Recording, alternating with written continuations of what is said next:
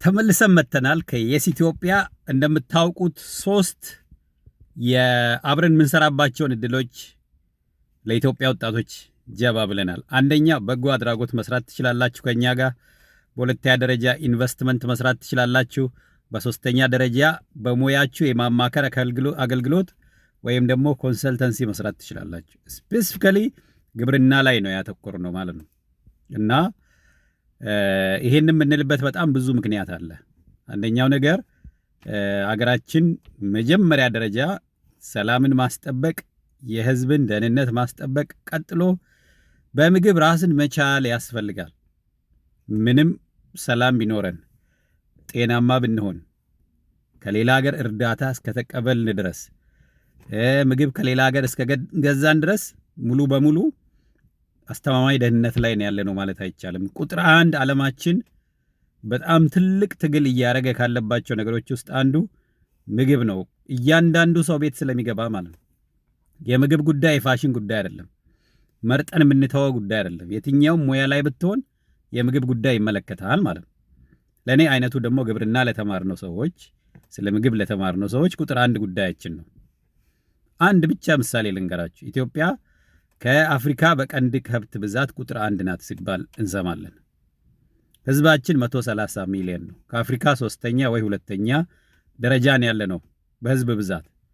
በጣም የሚያሳዝነው ግን ሁሌ የሚቆጨኝ የሚያናድደኝ 5 ሚሊዮን ህዝብ ያላቸው ሀገሮች ሁሉ እርዳታ ይሰጡናል ማለት ነው። ሁሌ እኔ ራሴ የምጠይቀው እኛ ምንድነው ችግራችን? እኛ በ5 ወር ነው የተወለድነው ነው። ኤቭሪባዲ እያንዳንዱ ሰው በ9 ወር የተወለደ አምላክ የሰጠውን ጭንቅላቱን ተጠቅሞ ወንድሞቹን እህቶቹን ተጠቅሞ የፈጣሪን በረከት ተጠቅሞ ነው የሚሻሻለው። እኔና እናንተ ምን ብንሆን ነው 5 ሚሊዮን ህዝብ ብቻ ያለው ሀገር እርዳታ የሚሰጠን ነው? ምን ሆነናል እኛ? ቁጥር 1 ይታወቃል።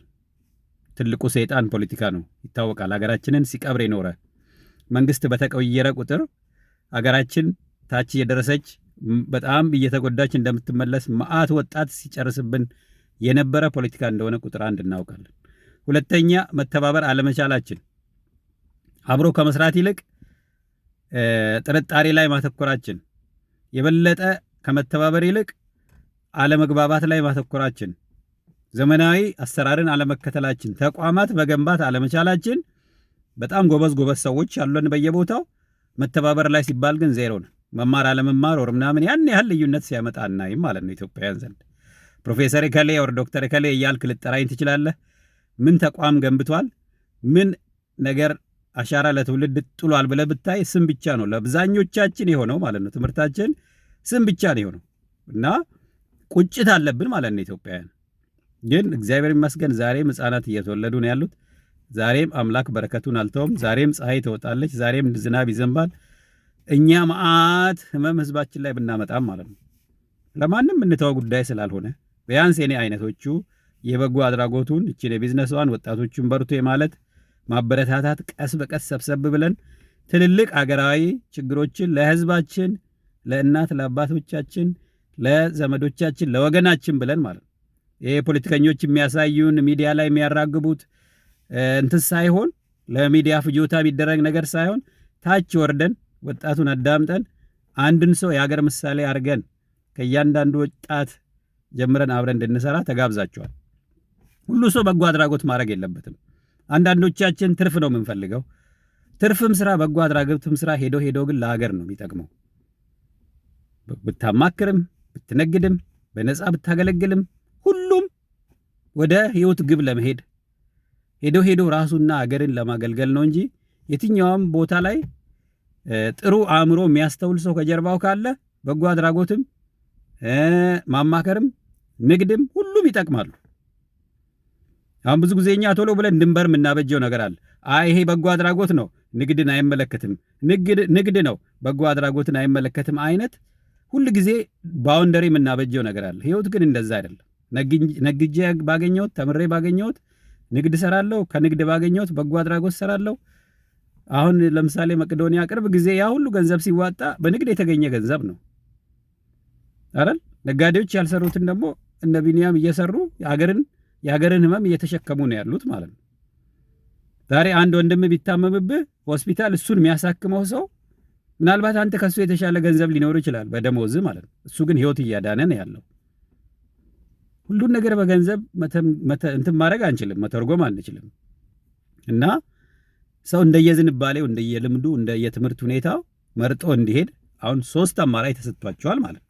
ሁሌ ችግር ከማውራት ሁሌ ተገናኝተን ከመነዛነዝ እየሰራን ቀስ እያልን ድክመታችንን እያረምን በተለይ ይሄ ሌብነት ህዝባችንን ሁሌ ሲያስቸግር ያለው ሙስና ራሳችን ያስተማርናቸው ልጆች እያንዳንዳችን እናውቀዋለን ምን አይነት ተቋማት ውስጥ በምን አይነት ስርዓት ስንሰራ እንደነበረ ማለት። ነገር ግን የሆነ ቦታ ላይ በቃ ማለት አለብን። ከራሴ ጀምሬ ከአሁን ጀምሮ ቢያንስ እንደው ካሁን በኋላ በቀረው እድሜ ለትውልድ የተሻለ ነገር ላድርግ ብዬ ለራሴ ቃል ገብቼ ለፈጣሪ ነግሬ በምችላት አቅም ሰርቼ እማልችለውን ደግሞ ከጓደኞቼ ጋር ተባብሬ እነሱም እንዲያግዙ አድርጌ ካልሰራው በስተቀረ ዝም ብሎ ላማን ላይ በሰማይ አይነት ነው የሚሆነው ማለት። በረከት ኖሮን እኛ እኮ አሁን አንዳንዴ ሳስበው ስንት ነገር ጥሩ ነገር እጃችን ላይ ይዘን አሜሪካም ላይ ቁጭ ብለን አውሮፓም ቁጭ ብለን ችግር ማውራት የምንፈልግ ሰዎች ነን ማለት ነው። እንደዚህ አይሆንም። እንደዚህ አይነት ሀገር የለም፣ እንደዚህ አይነት ማህበረሰብ የለም። ይሄ ነገር ወደ ትውልድ መተላለፍ የለበትም። በተለይ እኔ አይነት እነኚህ ትንሽ ነጫጭ ጸጉር ያወጣን ሰዎች እንደው ትንሽ ለዋርኒንግ ተፈጥሮ ዋርኒንግ የሰጠችን ስለሆነ ማለት ተጠንቀቁ፣ ቶሎ ስሩ፣ ለትውልድ ቦታ ልቀቁ፣ አገልግሉ እየተባልን ያለ ነው። ስለዚህ እያንዳንዳችን ራሳችንን እያሻሻልን ለትውልድ ደግሞ መንገድ እያሳየን ስራ ካልሰራን በስተቀር አይሆንም። ስለዚህ ኑ ወደ ኢትዮጵያ ንግድ ነግዱ። አግሪካልቸር ሊደርሺፕ ኤንድ ኢንቨስትመንት ከፍተዋል። እየሰራን ያለ ነው። በቅርብ ጊዜ ህጋዊ ይሆናል። በበጎ አድራጎት ገንዘብን ማዋጣት ጀምረናል። እዛ ላይ ደግሞ የማማከርና የሊደርሺፕ ትሬኒንግ አለው። በጣም ደስ የሚለው ማለት ነው። በቃ ሌብነትን እናስቀራለን ስንል በተግባር እየሰራን ከ3 ዓመት ከ4 ዓመት በኋላ መተን ይሄን ያህል ብር ተሰርቀናል ወር ምናምን የሚል ለቅሶ ሳይሆን ፍሮም ዘ ቢጊኒንግ ገናውኑ ሲጀመር የማይሰረቅ ሲስተም ቢውልድ በማድረግ ተቋማትን በመገንባት ከግለሰቦች ባህል በላይ የሆኑ አሁን ኢትዮጵያ ውስጥ ችግር የሆነው ምንድን ነው? ግለሰቦች ናቸው ከህግ በላይ የሆኑት። የፈለጉትን ያፈርሳሉ፣ የፈለጉትን እንትን ያደርጋሉ። የግለሰቦች ነጻ ፍቃድ ነው በየተቋማቱ ያለው ማለት ነው። ግለሰቦችን መቆጣጠር የሚችሉ ተቋማት ቢውልድ ማድረግ አለብን። ሰዎች ከህግ በታች መሆን አለባቸው። ለህዝቡ ታማኝ የሆነ ቅን የሆነ ህግ ያስፈልጋል። የሚዋሽ የሚያጭበረብር ዝም ብሎ በሃይማኖት ወር በዘር ወር በምናምን ህዝቡን የሚከፋፍል ሳይሆን በስነ ስርዓት ለነኛ ለምስኪን ቤተሰቦች ስንነግራቸው እውነትም ይሁን ውሸት ለሚያምኑን ሰዎች ብለን ስለፈጣሪ ብለን ለህሊናችን ተሐዘን መስራት አለብን። ይህንን የሚሰራ ቢዝነስ ከፍተንላቸዋል። ማማከር አገልግሎት አለ፣ በጎ አድራጎት አለ። እግዚአብሔር ይመስገን 5 ዓመት ሰርተን አይተነዋል። በጣም ብዙ ጎበዝ ኢትዮጵያውያን አሉ ማለት ነው። ለዚህ ነው እኔ የምሞክረው። ተስፋ ባይኖር ተወው ነበረ። ላለፉት 5 ዓመታት ያየሁት ግን እንችላለን፣ ብዙ በረከት አለን፣ ሰርተንም አይተናል። ስለዚህ የምንፈራው ነገር የለም። ፈጣሪ ደግሞ ከጀርባችን አለ። ሸር ይዘን አይደለም፣ ከማንም አድቫንቴጅ ለማግኘት አይደለም፣ ሰርተን እኛም እንደሌላው አገር እርዳታ ለመስጠት። ከ5 ሚሊዮን ካለው አገር እርዳታ ስታስቡት 130 ሚሊዮን ህዝብ ይዘን እንደው ተለቅ ካለ አገር እንኳን እርዳታ ብንወስድ ምንም አይደል። 5 ሚሊዮን ያለው ህዝብ እኮ ለኛ እርዳታ ይሰጣል። ይሄ ትውልድ ይሄንን እምቢ ማለት አለበት። በተአምር ይሄንን የሚቀበል አእምሮ መኖር የለበትም። ቀስ በቀስ ይሄንን ማቆም አለብን እኛ ኢትዮጵያውያን ማለት ነው። ይሄን እላችኋለሁ። እንግዲህ ይሄንን ፎርም ሙሉ፣ ተመዝገቡ፣ በርቱ በሉን፣ አብረን እንስራ። እርግጠኛ ነኝ ፈጣሪ ደግሞ በረከት ይጨምርበታል። ፈቃዱ ረታ ነኝ ከኢትዮጵያ ወጣቶችና ትምህርት ድጋፍ አገልግሎት። እጅግ አመሰግናችኋለሁ።